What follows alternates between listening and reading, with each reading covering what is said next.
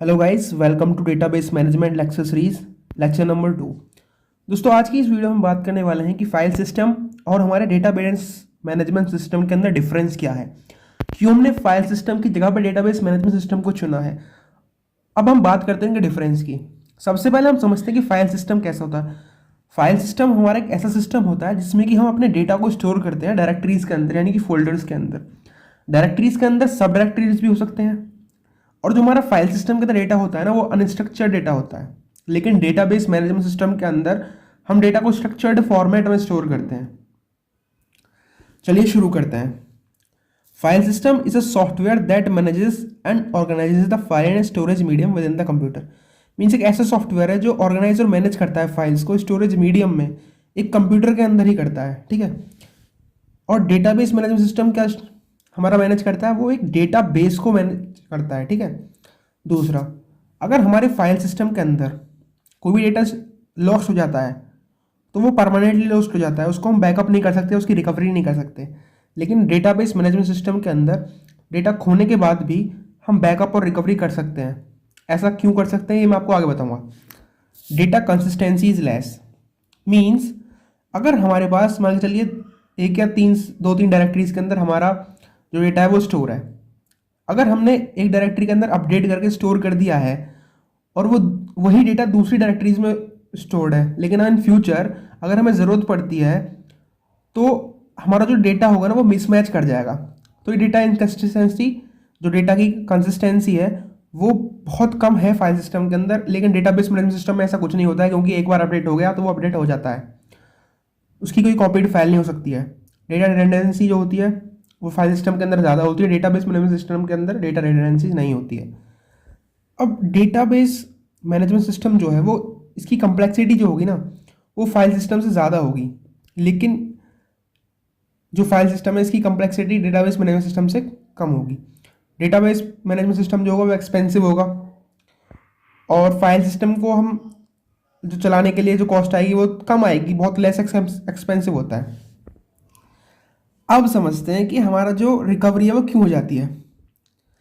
हमारे डेटा मतलब हमारे फाइल सिस्टम के अंदर केवल एक ही यूज़र एक्सेस कर सकता है हमारे डेटा को, और उसको डेटा एक्सेस करने के लिए उसको प्रोसीजर्स राइट करने पड़ते हैं।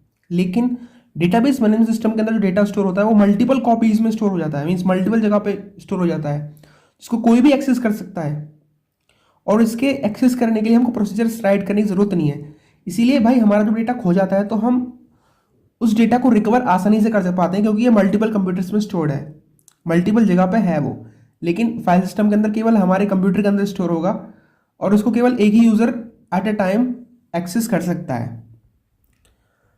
Sharing is not easy in file system.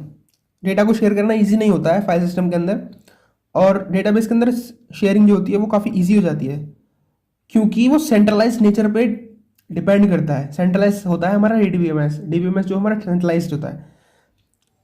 लेकिन प्रोटेक्शन की बात करें तो हमारे फाइल सिस्टम का जो प्रोटेक्शन है वो बहुत वीक होता है, लेकिन डीबीएमएस के अंदर प्रोटेक्शन बहुत हाई होता है।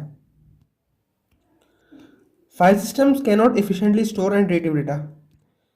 फाइल सिस्टम के अंदर जो हमारा डेटा है ना वो एफिशिएंटली स्टोर भी नहीं हो सकता, और उसको हम रिट्रीव नहीं कर सकते, मीन्स उसको दोबारा से एक्सेस भी नहीं कर सकते अच्छी तरीके से। जैसे कि मैंने बताया था आपको, it does not provide backup and recovery. लेकिन डीबीएमएस जो होता है वो इफिशिएंटली ये सारे काम कर सकता है। ठीक है। अब हमारे फाइल सिस्टम के एग्जांपल्स हैं कॉबोल, C++, एक्सेट्रा, और NTFS, EXT एंड FAT, जिसमें से NTFS की फुल फॉर्म होती है वो है need technology file system, EXT मतलब एक्सटेंडेड फाइल सिस्टम, FAT मतलब फाइल एलोकेशन टेबल। वहीं हमारे डीबीएमएस के जो एग्जांपल्स हैं वो है ओरेकल, SQL, एटसेट्रा। ठीक है। अब हमारा जो फाइल सिस्टम था उसकी जगह अपने डीबीएमएस क्यों चुना, उसकी मैंने बता चुका हूँ कि भाई ये मैनेज करना इजी हो जाता है, बैकअप एंड रिकवरी देता है, डेटा कंसिस्टेंसी ज़्यादा है इसकी, और इसको मल्टीपल यूजर्स एक्सेस कर सकते हैं आसानी से, और उनको प्रोसीजर रखने की जरूरत भी नहीं है। लेकिन इसके अंदर कुछ ड्रॉबैक्स थे, डीबीएमएस के अंदर कुछ ड्रॉबैक्स हैं, जैसे कि इसको मैनेज करना एक्सपेंसिव होता है, मीन्स ये एक्सपेंसिव है। दूसरा, इसकी कम्प्लेक्सिटी जो है काफ़ी ज़्यादा है। ठीक है भाई। तीसरा, it requires large space, means इसको स्टोर करने के लिए ना बहुत सारा स्पेस चाहिए। इसके अंदर ये कुछ ड्रॉबैक्स हैं। तो दोस्तों आपको फाइल सिस्टम और डीबीबीएस के अंदर का डिफरेंस समझ में आ गया होगा। अगर वीडियो पसंद आई है तो वीडियो को लाइक करें, चैनल को सब्सक्राइब करें और बेल आइकन को दबाना ना भूलें। Thank you for watching the video.